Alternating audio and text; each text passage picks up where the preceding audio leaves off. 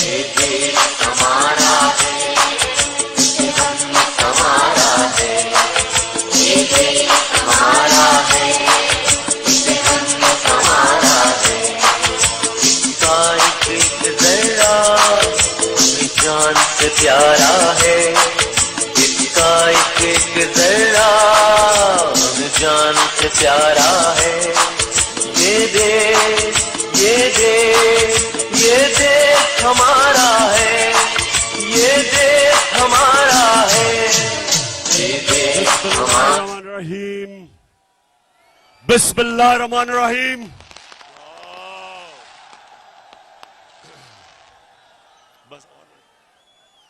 इय्याका नअबुदु व इय्याका नस्तईन। अल्लाह अल्लाह तेरी इबादत करते हैं, अल्लाह तेरे से मदद मांगते हैं।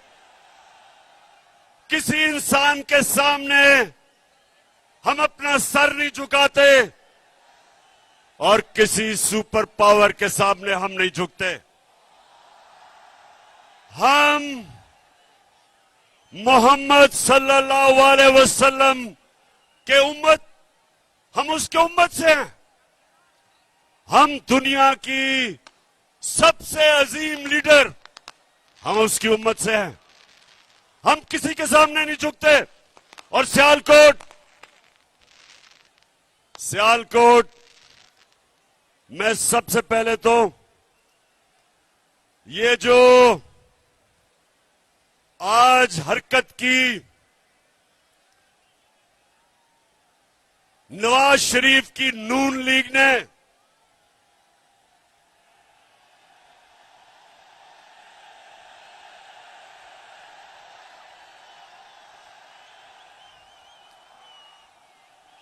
नवाज शरीफ, जितने बड़े बुज़दिल तुम हो उतनी तुम्हारी पार्टी है।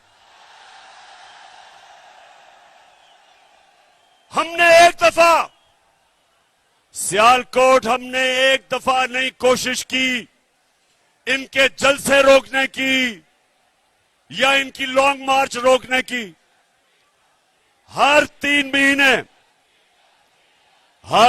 महीने के बाद ये गवर्नमेंट गिराने आते थे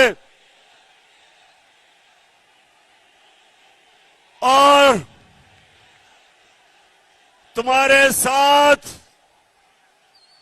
एक तो इस मुल्क की बड़ी बीमारी जरदारी भी था और उसके अलावा जो डीजल के परमिट बेचने वाला वो भी था।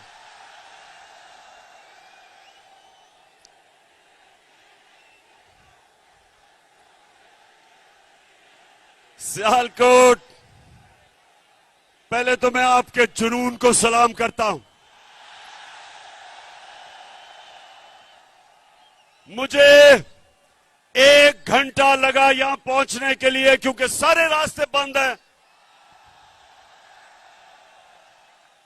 काफले आ रहे हैं इस तरफ जो पहुंच नहीं सकते क्योंकि इन्होंने एक साजिश के तहत हमें बड़ी ग्राउंड में जलसा करने के लिए रोका ताकि ये समझते थे कि एक ही सड़क है, लोग ही नहीं पहुंच सकेंगे। तो नवाज, तुम्हारी और तुम्हारी पार्टी बुज़दिल भी है। तुमने कभी जिंदगी में एक काम ईमानदारी से नहीं किया। ये जब क्रिकेट खेलता था तो अपना अंपायर खड़ा करके क्रिकेट भी खेलता था।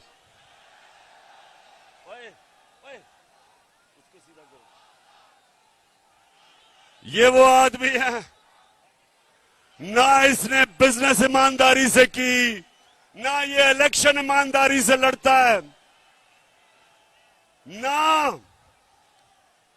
ना इसने आज तक सच बोला। मुशर्रफ के दौर में दुम दुमा के भागा बाहर झूठ बोल के कि कोई मुआहदा नहीं किया और इस बारी कहता जी मैं बहुत बीमार हूं, मरने वाला हूं, खुदा के वास्ते मुझे बाहर भेज दो। और जो इसने एक्टिंग की, बॉलीवुड में इसको रोल मिल सकता है। लगता था पता नहीं वो सीढ़ियां चढ़ के जहाज पे भी पहुंचेगा, और जैसे ही इसने जहाज देखा तो एकदम फुर्ती आ गई, और जब लंदन की हवा लगी तो सारी बीमारियां खत्म, और वहां बैठ के हर किस्म की पाकिस्तान के खिलाफ साजिश की इसने। और दूसरा, ख्वाजा वेंटिलेटर, कहता हमारा मुल्क वेंटिलेटर पे है, इसलिए हमें अमेरिका के जूते पॉलिश करने हैं। ख्वाजा वेंटिलेटर, इस मुल्क को वेंटिलेटर पे किसने डाला? हमें तो सिर्फ 3.5 साल की हुकूमत मिली थी। तुम दोनों खानदान शरीफों के और जरदारियों के 30 साल तुमने इस मुल्क पे हुकूमत की है। वेंटिलेटर पे तो तुमने मुल्क को लूट लूट के पैसा बाहर ले जाके आज हमारे मुल्क को मकरूज किया। और फिर तुम्हारा जो cherry blossom boot polish Shahbaz Sharif, वो कहता है कि बेगर्स आर नॉट चूजर्स, मतलब कि क्योंकि हम बेकारी हैं हमें गुलामी करनी पड़ेगी अमेरिका की। सियालकोट के लोगों, मुझे ये बताओ कि क्या आपको अमेरिका की गुलामी कबूल है? आप सबको और मेरे पाकिस्तानियों को इसलिए ना अमेरिका ना किसी की गुलामी कबूल इसलिए नहीं क्योंकि हम मोहम्मद सल्लल्लाहु अलैहि वसल्लम के उम्मती हैं। हम अल्लाह के सिवा, हमारा तो दावा है कि ला इलाहा इल्लल्लाह, अल्लाह तेरे सिवा किसी के सामने नहीं हम झुकते। और जब मुसलमान नौजवानों किसी के सामने झुकता है तो वो सबसे बड़ा शिर्क समझा जाता है इस्लाम में। हमें ला इलाहा इल्लल्लाह गैरत देता है, हमें गैरतमंद कौम है। हम इन चोरों डाकों की तरह किसी की गुलामी कबूल नहीं करते।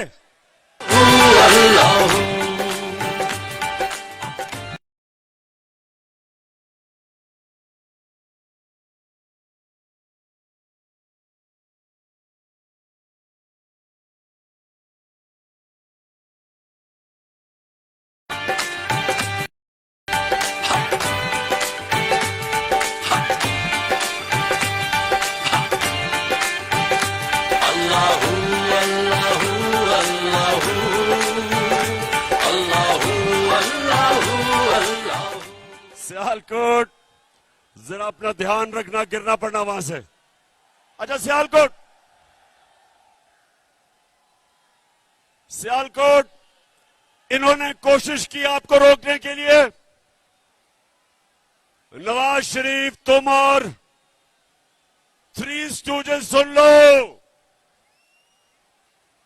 मेरी आज गौर से बात सुन लो। आज तक दुनिया की तारीख में कभी कोई इनकलाब को नहीं रोक सका। ये सियासत नहीं हो रही, ये इनकलाब आ रहा है। कौम आज तहरीक पाकिस्तान के बाद दूसरी आजादी की तहरीक के लिए तैयार है। अपनी हकीकी आजादी के लिए कौम बाहर निकल रही है, और इसको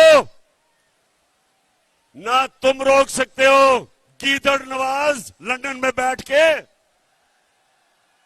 ना ये तुम्हारा बूट पॉलिश करने वाला मुजरिम भाई रोक सकता है, ना उसका करप्ट बेटा रोक सकता है, और ना वो 18 कत्ल करने वाला इंटीरियर मिनिस्टर रोक सकता है।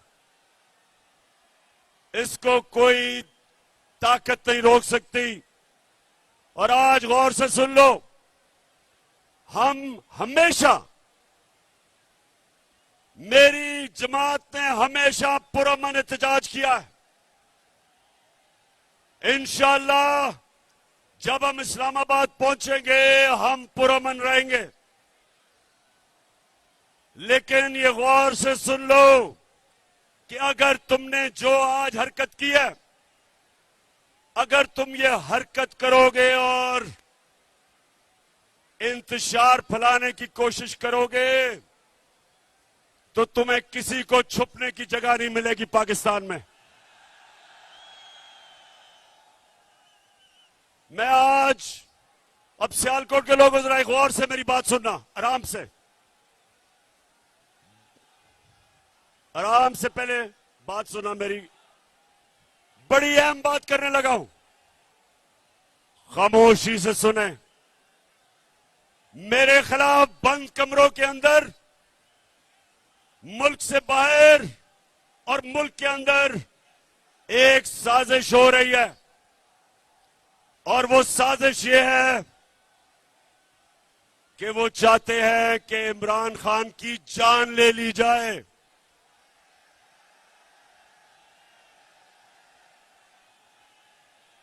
सुन ले जरा, ये साजिश का मुझे पहले पता था, और मुझे चंद दिन पहले मुझे पूरा इल्म हो चुका है। तो पहले जरा गौर से सुने मैं क्या किया है। मैंने, नौजवानों, मैंने एक वीडियो रिकॉर्ड करवाई है। मैंने ये वीडियो रिकॉर्ड करवा के एक महफूज जगह पे रख दी है कि अगर मुझे कुछ होगा ये वीडियो सारी कौम के सामने आएगी। और इस वीडियो में मैंने पिछली गर्मियों से जो ये मेरे खिलाफ साजिश हुई, जो जो इस साजिश में मुलव्वस है, मैंने एक एक का नाम लिया इस वीडियो में।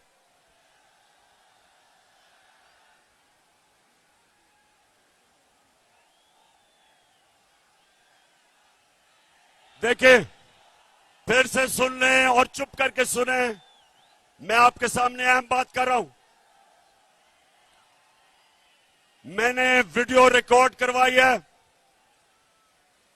साजिश है, और साजिश ये है कि उन्होंने समझा है कि ये इमरान खान हमारे रास्ते में रुकावट है और इसको हटाना चाहिए, मुझे मारने की साजिश है। और इसलिए मैंने ये वीडियो रिकॉर्ड करवाई है, क्योंकि मैं तो इसको जहाद समझता हूं, मैं तो सियासत नहीं समझता, मैं तो अपने अल्लाह के लिए लड़ रहा हूं।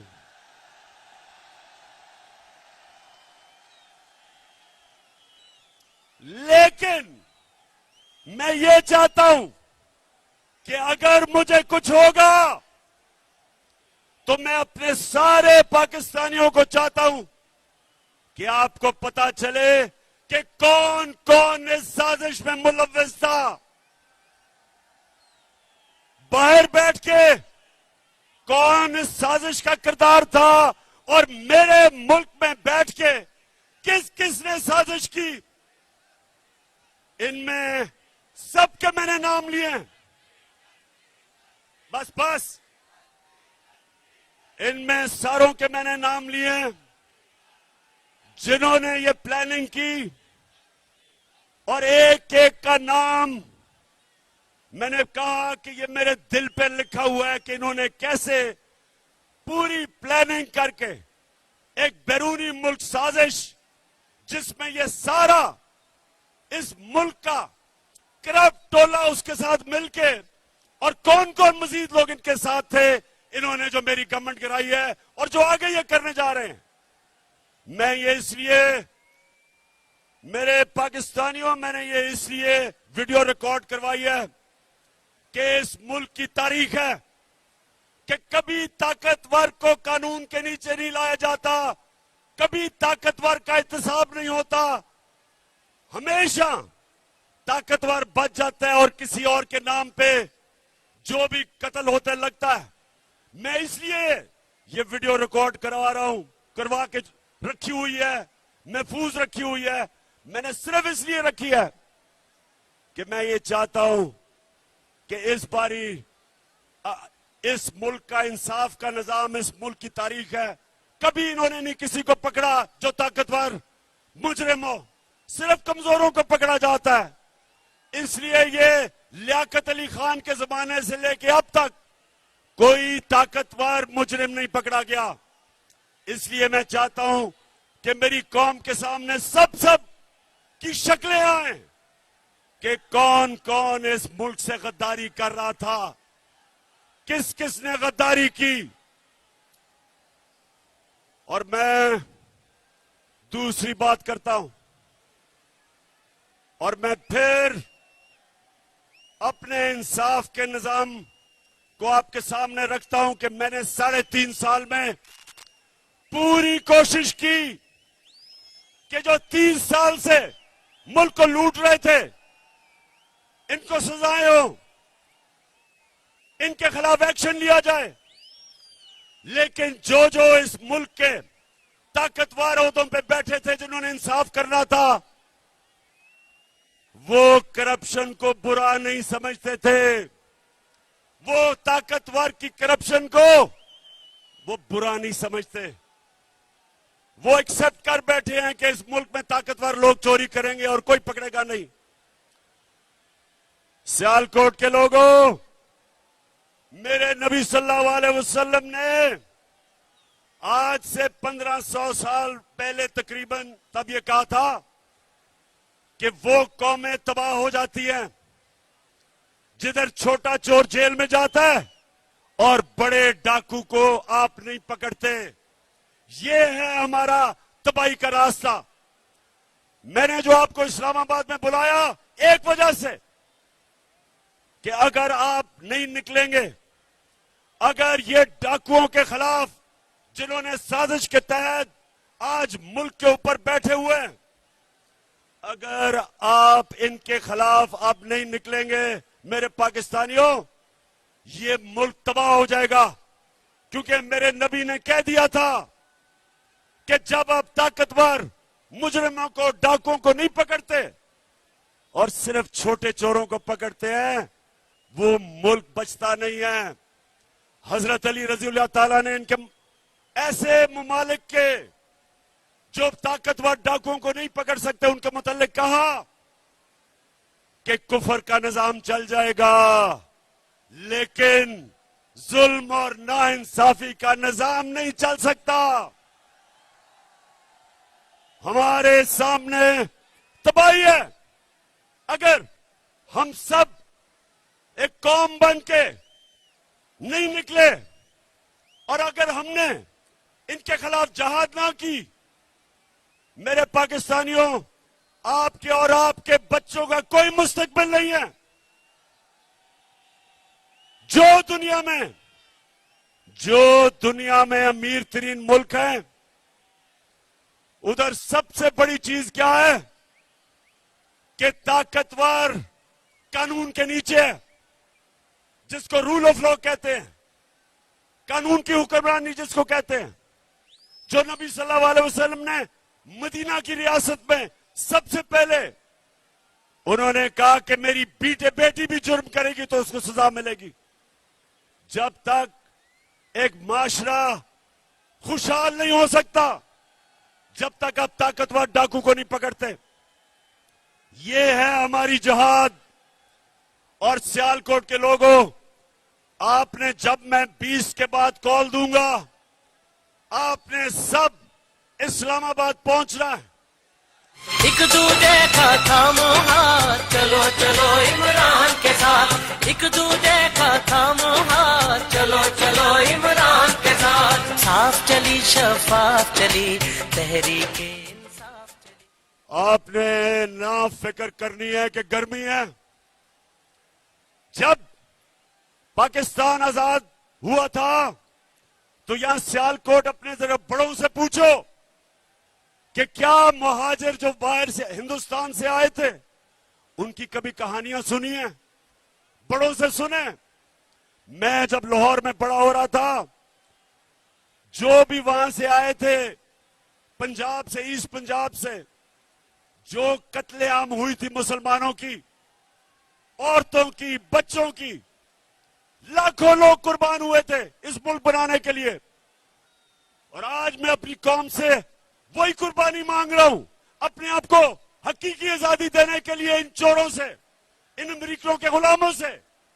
आपने ना गर्मी देखनी है, ना आपने देखना है कि रास्ते में रुकावटें हैं, ना कंटेनर देखना है।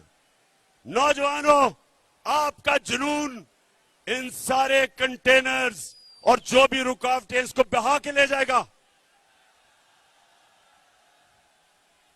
मैं अपने नौजवानों से खास तौर पे आज कह रहा हूं कि तैयारी करें।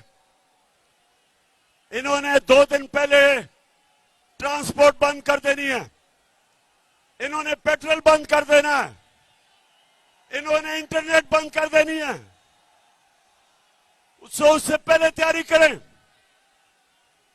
और ये देखेंगे इंशाअल्लाह। तैयार हो जाओ, चेरी ब्लॉसम तैयार हो जाओ, ख्वाजा वेंटिलेटर तैयार हो जाओ, 18 कत्ल करने वाले वजीर तैयार हो जाओ, सब तैयार हो जाओ। अवाम का समुंदर आने वाला है इस्लामाबाद। अब इमरान ही करेगा सब कप्तान, नया बनेगा पाकिस्तान, नया बनेगा पाकिस्तान, नया बनेगा पाकिस्तान। डट के खड़ा है अब इमरान, नया बनेगा पाकिस्तान। तो सियालकोट, सुनो मेरी बात। ये जो मुल्क से हुआ है, अब जरा गौर से सुनो। और मैं आज अपनी अदलिया से बड़ी आजिज़ी से आपसे एक सवाल पूछ रहा हूं। अपने सियालकोट और पाकिस्तानी कौम के सामने मैं अपनी अदलिया से फिर कहता हूं, बड़ी आजिज़ी से सवाल पूछता हूं। बड़ा अच्छा किया आपने सुओ मोटो एक्शन ले लिया इतवार को। आपको कोई बहुत ही खतरा होगा इमरान खान से कि 12 बजे अदालतें भी खोल दी चले, ठीक है।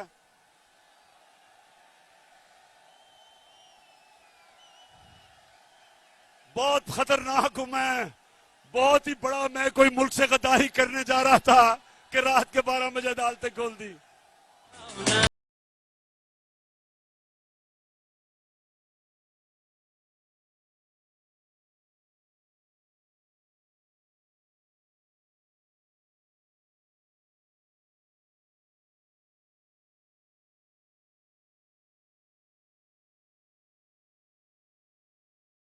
मैं आजिज़ी से अपनी अदलिया से पूछता हूं और बड़ा मासूमाना सा सवाल है कि शहबाज शरीफ, इसका बेटा हमजा शरीफ और जो मफरूर बेटा हुआ है सलमान शहबाज, 24 अरब रुपए के इनके ऊपर FIA के केसेस हैं। सुने जरा सियालकोट, 24 अरब रुपए के केसेस हैं। प्राइम मिनिस्टर पे, चीफ मिनिस्टर पे और जो भाई भगौड़ा हो चुका है, 24 अरब रुपए का मतलब, 24 अरब रुपए का मतलब कि 2400 करोड़ रुपए के इनके ऊपर करप्शन के केसेस हैं। अब मैं ये सवाल पूछता हूं कि मुझे दुनिया में एक मुल्क बता दो कि एफआईए इन्वेस्टिगेट करके आपके ऊपर ये केसेस बनाती है और इक्तदार में आके आप उसी एफआईए के ऊपर बैठ के और सबसे पहले सारे वो लोग जिन्होंने केसेस बनाए उनको फारिग करते हैं। और फिर और मैं सलाम करता हूं डॉक्टर रिजवान आपको कि एक जबरदस्त एफआईए का ऑफिसर जिसमें दिलेरी थी, जो दलेर आदमी था, जिसने शरीफ माफिया के खिलाफ कार्रवाई करके मकसूद चपड़ासी के बैंक अकाउंट में और नौकरों के बैंक अकाउंट में 16 अरब रुपए पकड़े। और फिर क्या हुआ? डॉक्टर रिजवान के ऊपर दबाव डाला गया। हमजा शरीफ ने उसको धमकियां दी और वो डॉक्टर रिजवान शदीद दबाव में था और उसको हार्ट अटैक हुआ, मर गया। कल क्या हुआ? जो दूसरा ऑफिसर ये शहबाज शरीफ का एफआईए का केस इन्वेस्टिगेट कर रहा था,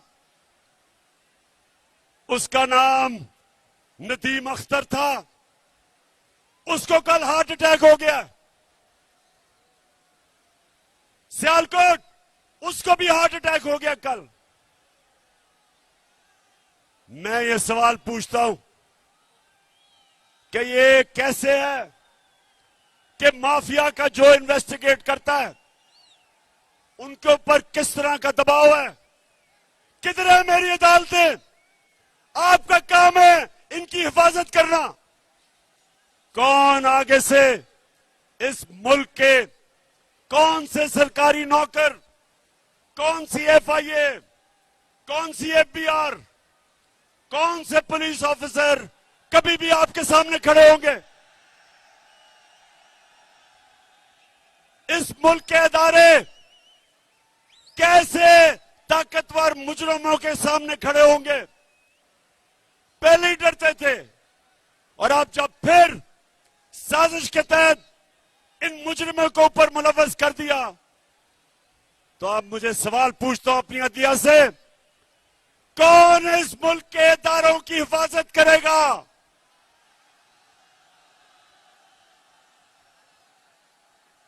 मैं बड़ी आजी से अपनी अदालतों से पूछता हूं कि ये आपके सामने हमारी मुल्क की तबाही हो रही है। जब इदारे खत्म होते हैं मुल्क तबाह हो जाता है। और मैं फिर ये अगला सवाल पूछता हूं कि ये जो हमारे जेलों में छोटे चोर भरे हुए हैं, उनका क्या ये कसूर है कि वो छोटे चोर हैं?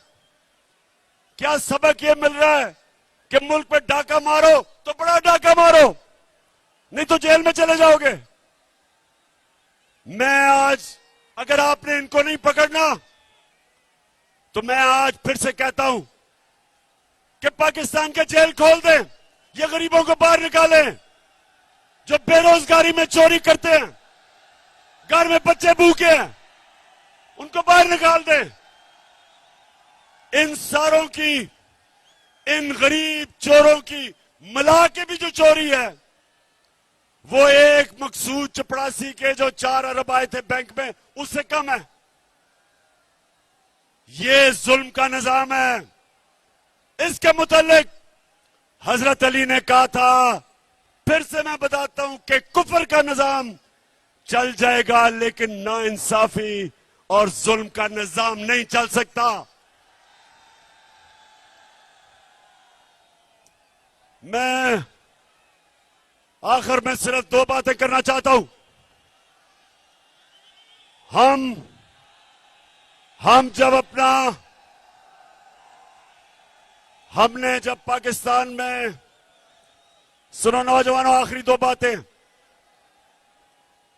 जो हमें मुल्क मिला था 2018 में और जो हमें जब साजिश करके निकाला गया, तो याद रखें, एक वो मुल्क जिसका दिवालिया हुआ था, उस मुल्क के अंदर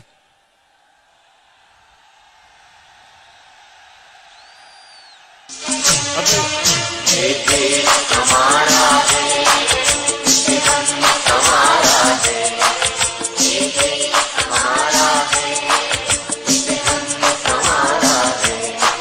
इसका एक जरा हमें जान से प्यारा है, इसका एक जरा हमें जान से प्यारा है। उसको पाकिस्तान का झंडा पकड़ा दो, पाकिस्तान का।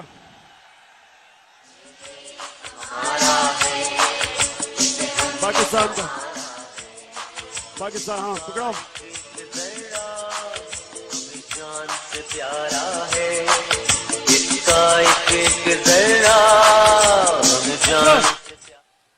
अच्छा सियालकोट, अब सुने, जब हमारी हुकूमत गिराई गई तो अब जो अब अदाद और शुमार आए हैं, याद रखें कि पाकिस्तान की 2004 के बाद सबसे ज्यादा सनती पैदावार हमारे दौर में हुई।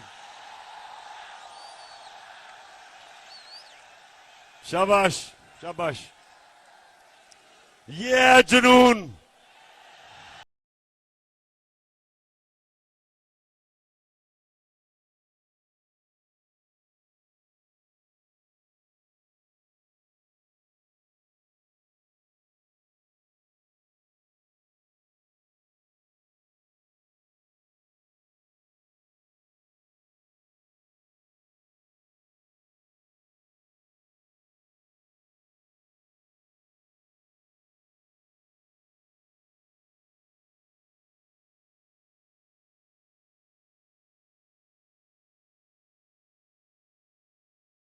ये जो जुनून है, ये कीमा के नाम दे के जलसों पे लाके ये नहीं खरीदा जा सकता।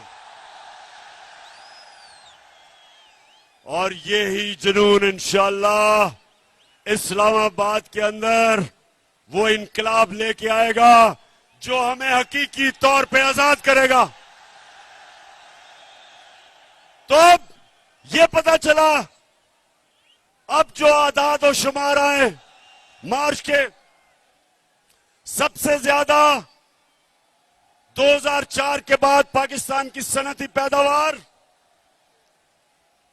10.6, 29% हमारी एक्सपोर्ट बढ़ी, ये भी रिकॉर्ड।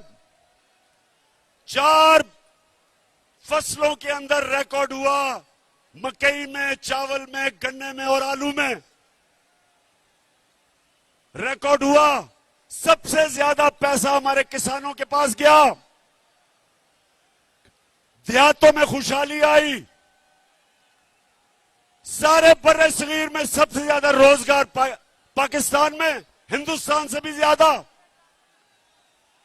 और सबसे बड़ी बात यह कि जो अब अदाद और शुमार आए हैं, पाकिस्तान की जो ग्रोथ रेट है वो तकरीबन 6%, जो रिकॉर्ड है। तो कहने का मकसद यह है कि जब इन्होंने साजिश करके हुकूमत गिराई थी, तब पाकिस्तान एक तरक्की के रास्ते पे निकल चुका था। जब से ये आए हैं चोर, रुपया तकरीबन 195 पे पहुंच गया, स्टॉक एक्सचेंज बैठ गई है। महंगाई का हाल ये है कि आज वो किधर हैं, वो किधर हैं, वो मीडिया हाउस किधर हैं जो जाके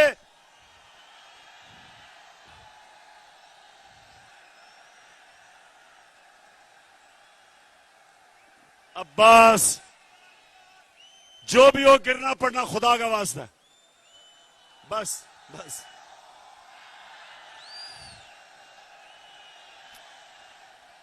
माशाल्लाह माशाल्लाह। इस्लामाबाद में सियालकोट की पूरी तैयारी है इस्लामाबाद के लिए।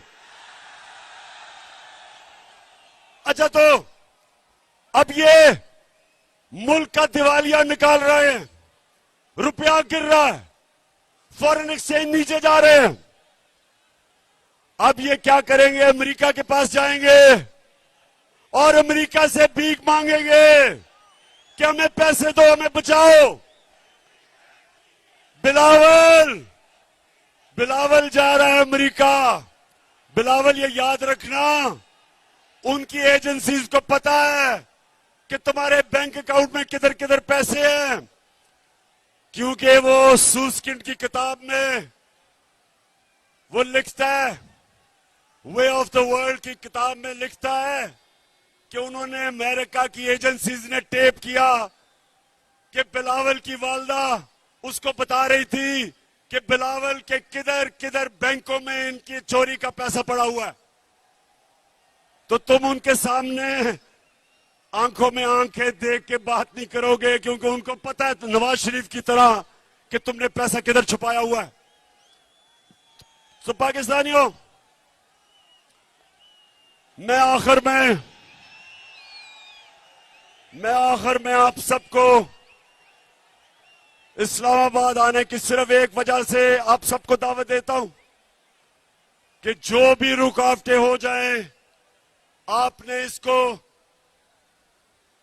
तहरीके पाकिस्तान की तरह एक अपनी आजादी की जंग समझनी है। मेरे लिए यह जहाद है और यह आपके लिए भी जहाद है। अपनी जहाद के अंदर अपने खौफ की जंजीरें तोड़ दें। जिंदगी मौत अल्लाह के हाथ में, इज्जत अल्लाह के हाथ में, रिस्क अल्लाह के हाथ में।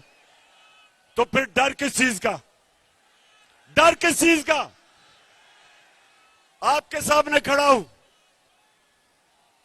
आपके सामने वो आदमी खड़ा है जिसको कुरान में अल्लाह कहता है जो लोग ईमान ले आए अल्लाह उनके खौफ दूर कर देता है। कोई खौफ नहीं है, आपको भी कोई खौफ नहीं होना चाहिए। तैयारी करें और इंशाअल्लाह इस्लामाबाद में मुलाकात होगी।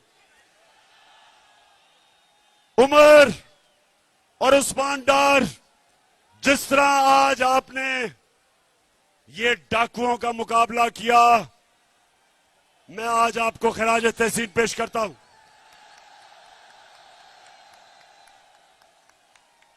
तुम्हारी माशाअल्लाह अच्छी ट्रेनिंग की हुई है। धरने में मैंने आपकी ट्रेनिंग करवाई है।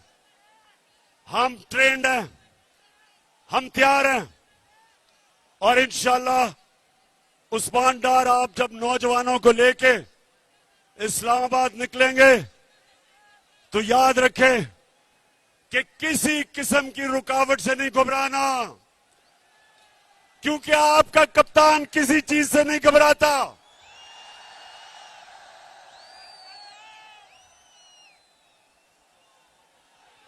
पाकिस्तान जिंदाबाद, पाकिस्तान पाइंदाबाद। अल्लाह अल्लाह अल्लाह।